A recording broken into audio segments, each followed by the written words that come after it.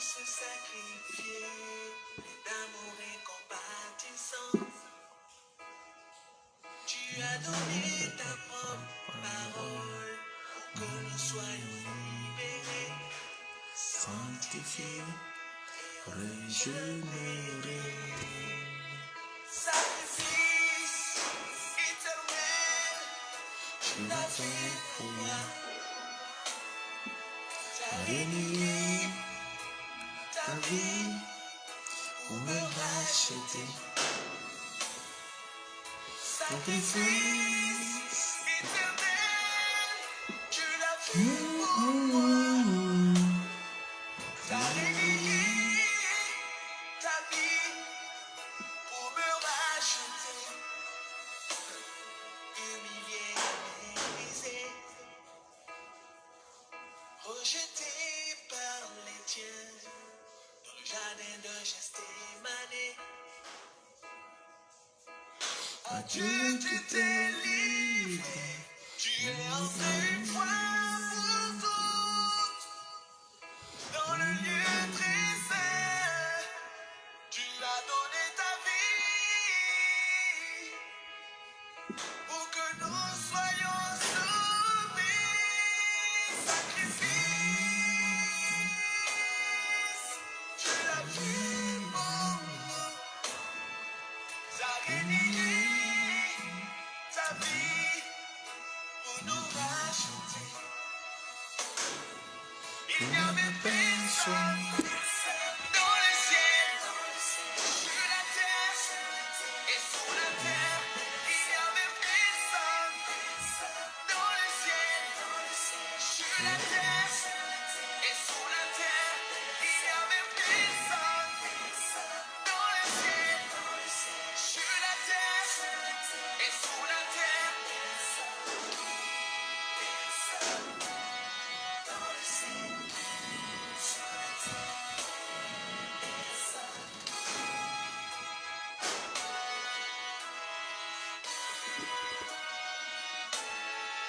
Il n'y avait personne dans le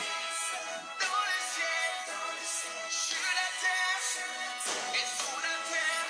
Il n'y avait personne dans le ciel, sur la terre et sous la terre.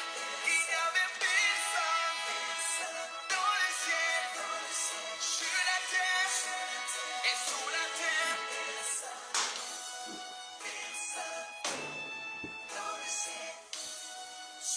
terre.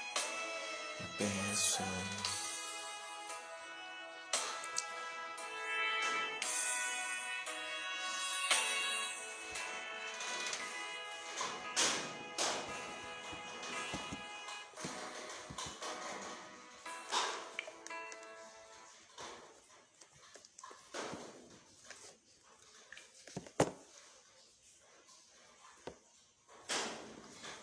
Que Dieu nous bénisse, que sa faveur soit sur vous, que sa grâce soit sur vous. Je vous souhaite une merveilleuse journée et un bon temps passé au pied du Maître par l'écoute de la parole de Dieu. Que sa faveur soit dans votre vie dans le nom de Jésus de Nazareth. Que sa grâce soit sur vous à jamais. Au nom de Jésus, que Dieu vous bénisse. Alléluia. Nous sommes à notre émission 30 minutes pour comprendre et préparer son éternité. Alléluia. C'est une méditation matinale et nous sommes en train d'aborder depuis hier par la grâce de Dieu sur tout connaître sur le millénium. Alléluia. Tout sur le millénium. Alléluia. Le millénium, nous avons compris ici dans le livre de l'Apocalypse. Apocalypse chapitre 20, nous l'avons compris. Apocalypse chapitre 20 sur le millénium. Je vais reprendre à partir du verset 6, du verset 1 à 6. Et je vis descendre du ciel un ange qui avait la clé de l'abîme et une grande chaîne dans sa main. Il saisit le dragon, le serpent ancien qui est le diable et Satan. Il le lia pour 1000 ans. Retenez 1000 ans. Ok. Il le lia pour 1000 ans.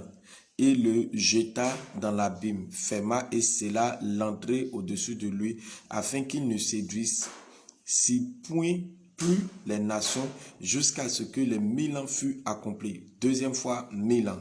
Alléluia. Après cela, il faut qu'il soit délié pour un peu de temps. Verset 4. Et je vis des trônes, et ceux qui étaient assis, et ceux qui s'y assis furent donné le pouvoir de juger. Et je vis des âmes de ceux qui avaient été décapités à cause du témoignage de Jésus-Christ, à cause du témoignage de Jésus et à cause de la parole de Dieu, et de ceux qui n'avaient pas adoré la bête ni son image, et qui n'avaient pas reçu la marque sur le front et sur la main. Il revint à la vie et il régna avec Christ pendant 1000 ans. Retenez encore 1000 ans. Les autres morts ne revinrent point à la vie jusqu'à ce que les 1000 ans furent passés. Un autre encore 1000 ans. Gloire au Seigneur.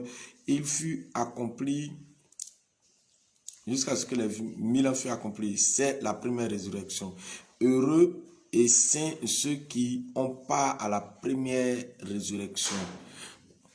La seconde mort n'a point de pouvoir sur eux, mais ils seront sacrificateurs de Dieu et de Christ, et ils régneront avec lui pendant 1000 ans. 1000 ans encore. Alléluia. Gloire au Seigneur. Donc, quand nous parlons du règne du millénium, le millénium c'est le règne de Christ. Alléluia. Où Christ vient régner sur la terre rénovée. Selon le livre de 1 Pierre, la terre sera rénovée. Après la grande tribulation, nous allons rentrer dans une période de 1000 ans. Alléluia. De 1000 ans où Christ régnera sur la terre. Mais ce ne sera pas une terre détruite de la sorte ainsi. Alléluia. On va venir régner. Quels sont ceux qui vont régner? Nous, hier, j'ai expliqué en long en large. Je ne vais pas revenir sur l'explication aujourd'hui. Mais qu'est-ce que je veux te faire comprendre pour aujourd'hui? Tout les caractéristiques du millénium. Alléluia. Je te ferai comprendre par la grâce de Dieu toutes les caractéristiques du millénium. Alléluia. Dans le millénium, comprenons ici que Satan est lié et empêché de séduire les nations. Donc, dans le règne du millénium, Satan est lié. Satan, ses démons, tout ça, le dragon, ils sont liés et sont mis dans l'abîme pendant 1000 ans. Pour empêcher que les nations soient séduites, les nations qui vont régner, les nations, on parle des chrétiens, des justes, toutes ces personnes-là qui vont régner avec Christ ne doivent pas régner, ne doivent pas vivre étant séduits. Donc le diable sera écarté. Gloire au Seigneur. Donc c'est le premier caractéristique que nous devons retenir. Les autres, je vais les citer pêle-mêle. Alléluia. 2. Et ceux qui ont part à la première résurrection, c'est-à-dire les Juifs et les Juifs qui ont eu part à la... pas les Juifs, ceux qui ont part à la première résurrection, les juges et les martyrs de la tribulation règnent avec le Seigneur. Nous pouvons le voir dans le livre d'Apocalypse 4 et Apocalypse 6. Quand on a lu tout à l'heure, on a vu ici que il y avait première personne... Apocalypse 4, et je vis des trônes. Et ceux qui étaient assis furent donnés le pouvoir de juger. C'est pour cela que je dis les juges. Alléluia, ce sont les types de chrétiens. Ce sont les chrétiens. Paul a dit, nous jugerons. Dans le livre de 1 Corinthiens 6, verset 1 à 3 ou 2 à 3, Paul ici parle de nous jugerons. Donc, il y aura les juges et les martyrs du Seigneur au verset 7. La Bible dit heureux et saints, ceux qui ont part au martyrs du Seigneur. Alléluia. Donc, ceux qui sont pas à la première résurrection. Dans cette première résurrection, ça sera les anciens, les gens de l'Ancien Testament qui ont vécu comme Dieu le veut et qui sont morts, qu'ils attendaient dans le sein d'Abraham, appelé aussi ce jour des morts, mais dans le sein d'Abraham, ils sont morts, ils attendent. Dans la nouvelle dispensation qui est au temps de Jésus, il y a aussi des morts. Il y a Jésus même qui est le premier ressuscité, ainsi de suite. Toutes ces personnes seront en train d'attendre. Et ceux qui seront enlevés, alléluia, vont partir avec le Seigneur. Et après la tribulation, ils reviendront. Alléluia. Et c'est toute cette catégorie de personnes, ainsi que les martyrs du Seigneur qui n'ont refusé la marque, la bête, ils ont gardé le témoin de Christ, ils ont été décapités. Toutes ces lots de personnes-là vont régner dans le millénium. Alléluia. Donc, il faut que tu comprennes ici que ceux qui ont part à la première résurrection, c'est-à-dire les juges et les martyrs de la tribulation, règnent avec Christ sur 1000 ans. Ça fait partie des caractéristiques. Pendant le millénium, ce que tu dois retenir aussi, c'est que en 3, la paix enfin est établie ici-bas. La paix est enfin établie ici-bas. Nous pouvons le voir dans le livre de Ésaïe. La paix est enfin établie ici-bas. Ésaïe chapitre 2, versets 2 à 4. Ésaïe chapitre 2, versets 2 à 4. Nous pouvons le voir. Ésaïe chapitre 2, versets 2 à 4. Nous pouvons le voir. La Bible dit, il arrivera dans la suite des temps que la montagne de la maison de l'Éternel sera fondée sur le sommet des montagnes, qu'elle s'élèvera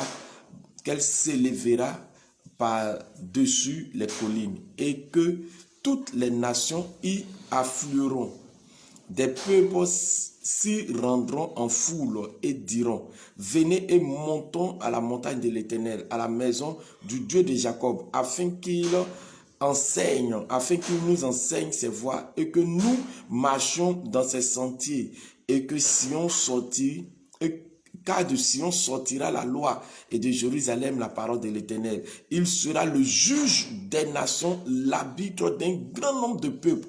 De leur glaive, ils forgeront des oyaux, et de leur lance des sceptres. Une nation ne tirera plus l'épée contre une autre. Ça, c'est le règne de 1000 ans. Alléluia. Ça va aussi se passer. Ésaïe a prophétisé d'une part sur le règne du millénium. Alléluia. Et c'est ce qui va se passer dans le millénium. Nous pouvons aussi le voir. J'ai marqué cela en tête pour ceux qui veulent vraiment faire une étude de rapprocher, sans s'accrocher forcément, mais dire, j'ai noté encore Ésaïe chapitre 9, versets 5 à 6. Vous pouvez le voir. En plus de la paix et de l'équité, et en plus de la paix va en fait s'établir ici-bas avec la justice et l'équité. Il va avoir sur la terre la justice et l'équité. Ésaïe chapitre 11, verset 1 à 9. Il va avoir la justice de Dieu. Il va avoir l'équité. On ne va plus juger sur l'apparence. Alléluia. Et cela sera manifesté dans le millénium. Dans le millénium, il va avoir aussi quoi? La présence du Seigneur est glorieuse.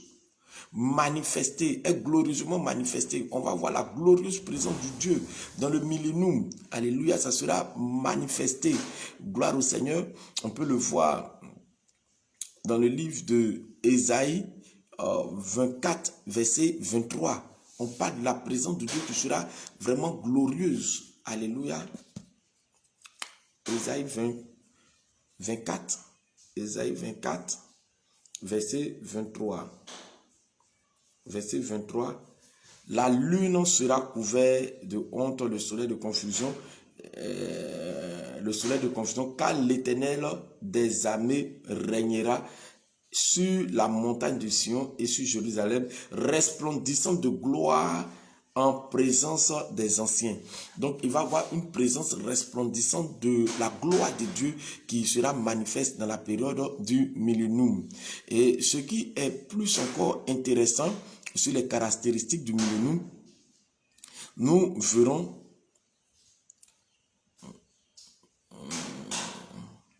les sujets du royaume connaissent une grande longévité et une immense prospérité. Il va y avoir les gens qui vont être sujets du millénium, ceux qui vont rester dans le millénium vont avoir un sujet, les sujets du royaume connaîtront une grande longévité et une immense prospérité. Alléluia. Nous pouvons le voir dans le livre de Ésaïe 60, versets 18 à 25. Ésaïe a beaucoup prophétisé sur le millénium. Ésaïe 60, Ésaïe 65, verset 18 à 25. Un texte glorieux que je veux que nous lisons. Ésaïe 65, verset 18 à 25. Réjouissez-vous plutôt et soyez à toujours dans l'allégresse à cause de ce que je vais créer. Car je vais créer Jérusalem pour l'allégresse et son peuple pour la joie. Je ferai de Jérusalem mon allégresse et de mon peuple ma joie. Ils n'y entendront plus le bruit des pleurs et le bruit des cris.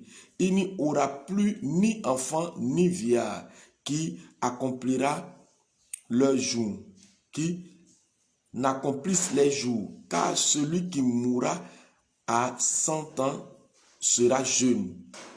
Et le pécheur âgé de 100 ans sera maudit. Verset 21, ils bâtiront des maisons et des habitations et les habiteront. Écoutez, dans le millénium, on va travailler. La Bible dit, ils bâtiront. Donc ceux qui seront dans le millénium travailleront à bâtir des maisons et ils vont habiter eux-mêmes ces maisons. Ils planteront des vignes et ils mangeront le fruit. Donc il va y avoir les bâtiments qui vont être levés pendant le millénium. Il va y avoir la vigne, c'est-à-dire la plantation qui sera manifestée pendant le millénium. Verset 22, ils ne bâtiront pas des maisons pour quelqu'un d'autre et pour qu'un autre les bâtisse, c'est-à-dire il ne va pas avoir l'injustice. Ils ne planteront pas des vignes pour qu'un autre en mange le fruit. Il ne va pas avoir l'injustice, la sorcellerie, il ne va pas avoir toutes ces choses. Car les jours de mon peuple seront comme les jours des arbres. Et mes élus jouiront de leurs œuvres. Verset 23. Ils ne travailleront pas en vain. Ils n'auront pas des enfants. Ils n'auront pas des enfants pour les voir périr. C'est-à-dire, dans le millénium, il va avoir l'enfantement. C'est chose étonnante, mais il faut qu'on le dise. Il va y avoir des gens qui vont enfanter. La Bible dit, car ils formeront une race bénie de l'Éternel. Leurs enfants seront avec eux. Gloire au Seigneur. Leurs enfants seront avec eux. Donc il va y avoir l'enfantement, mais les enfants ne vont pas périr. Alléluia. Il ne peut pas mettre un enfant qui va dire non, il va dégamer. Ça n'existera pas. Gloire au Seigneur. Au verset 24, la Bible dit, afin qu'il m'invoque, avant qu'il m'invoque, je répondrai. Avant qu'il ait cessé de parler, j'exaucerai. Au verset 25, regardez ce qui est fabuleux dans le verset 25. Le loup et l'agneau paîtront ensemble. Le lion comme le bœuf mangeront de la paille. Le serpent aura la poussière pour nourriture. Il ne fera ni tort ni dommage sur toutes les montagnes, sur toute la montagne sainte, dit l'Éternel. Alléluia. Que je veux dire, le millénium nous montre aussi que les animaux féroces vont vivre avec les herbivores, les animaux herbivores, ils vont vivre ensemble, il ne va plus avoir de férocité, il ne va plus avoir d'agressivité. Les hommes seront en train de vivre avec aussi les animaux féroces, il ne va plus avoir de méchanceté. Tout sera conduit par Dieu. Alléluia. Dans le millénium, ce que nous pouvons retenir aussi, c'est que l'Éternel va régner avec sa verge. Alléluia. Il va régner. Jésus va gouverner. Il va gouverner avec sa verge. Il ne va pas tolérer le mal. Le pécheur est vétéré, meurt, frappé de malédiction. Dieu va agir. C'est-à-dire Jésus-Christ dans son règne va agir. Ce sera justice. Ça ne sera plus la gentillesse ni la grâce. La personne qui pêche et qu'on sait que c'est vraiment des péchés conscients sera frappé et maudit. Alléluia.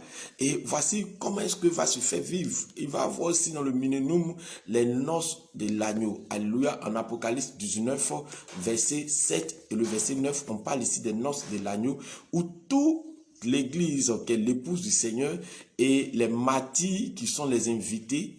Alléluia. Et les juifs qui auront imploré Jésus-Christ lorsqu'ils seront en guerre, qui resteront qui vivront la longévité seront les invités.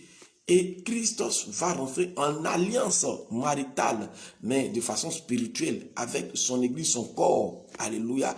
Et les invités sont là. Quand on parle de mariage, on ne peut pas un mariage à 4, mais les deux sont là seulement, mais il doit avoir les invités qui sont les martyrs du Seigneur, qui sont quoi?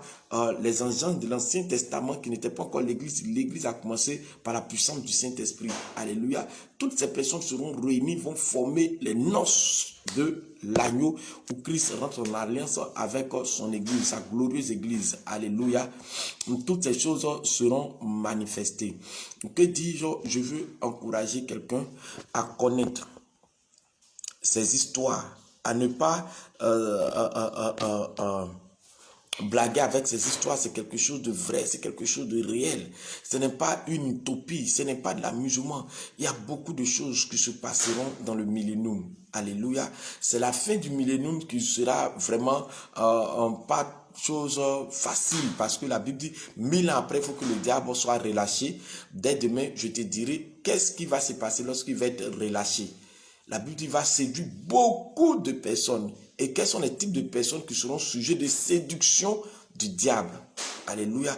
Et quels sont ceux qui ne pourront pas être séduits par le diable? Pourquoi Dieu permet cela?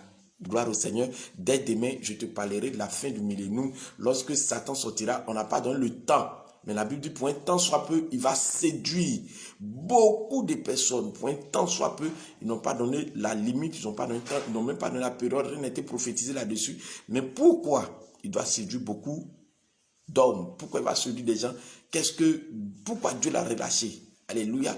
Demain, nous allons voir cela. Mais bien avant que nous terminerons, que je fasse une prière finale, je veux que tu saches que la semaine prochaine sera la dernière semaine du premier mi-temps. Alléluia. La dernière semaine du premier mi-temps, la première mi-temps, voilà. Pourquoi? Parce que en mars, le début mars, l'église, la mission évangélique pour les nations rentre en moment de jeûne. Donc, je ne peux pas jeûner et en même temps tenir le programme, et nous rentrons pendant un mois en jeûne. Donc, nous allons avoir une mi-temps après la semaine prochaine de pause pour que nous puissions rester dans la présence de Dieu, chacun pour sa part, et réunis de façon collective pour prier aussi, mais sans toutefois rendre ministère. Alléluia. Donc, la semaine prochaine sera la dernière semaine et mettre une pause parce que nous rentrons en jeûne.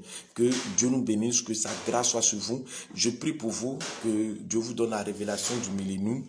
Il y a beaucoup de choses qui se passeront dans le millénium. Beaucoup. Il y a plus de 100 versets. Je vais donner les différents points pour que vous sachiez qu'il y aura la vie dans le millénium. Gardez cette espérance parce que Paul peut nous dire, lorsque vous souffrez et que on souffre, là, Paul dit, parce que Jésus-Christ reviendra, il dit quelque chose, consolez-vous par ses paroles. Donc, tenez ferme dans votre souffrance, mais moi, je ne parle pas de tenir ferme, restez de plus en plus juste, marchant dans la justice de Dieu et non pas dans votre propre justice. Car c'est la justice de Dieu qui vous sauvera et non pas votre justice qui vous justifiera. Que Dieu vous bénisse, que sa grâce soit sur vous. Je prie le Seigneur que sa main s'étende sur votre cœur, que la guérison du Saint-Esprit soit votre partage, que votre âme soit libérée, votre esprit soit libéré et que l'espérance qui ne trompe point, qui vient de Dieu, se loge dans votre cœur, se positionne et grandisse. Que cette espérance fasse grandir l'amour de Dieu dans votre cœur par la puissance du Saint-Esprit. Au nom de Jésus, que la faveur de Dieu vous localise et que cette semaine soit une semaine de gloire, d'intimité pour vous. Que cette journée du mercredi soit une journée où vous rentrez plus en intimité avec Dieu, vous racontez les merveilles de Dieu, que Dieu vous révèle son royaume et mette à votre disposition son royaume, que sa paix se rabatte dans votre vie, se rabatte dans votre famille, que sa gloire éclate. Dans le nom de Jésus, soyez bénis et soyez dans l'onction de la présence de Dieu. Belle journée et que la faveur de Dieu soit avec vous au nom de Jésus. Amen.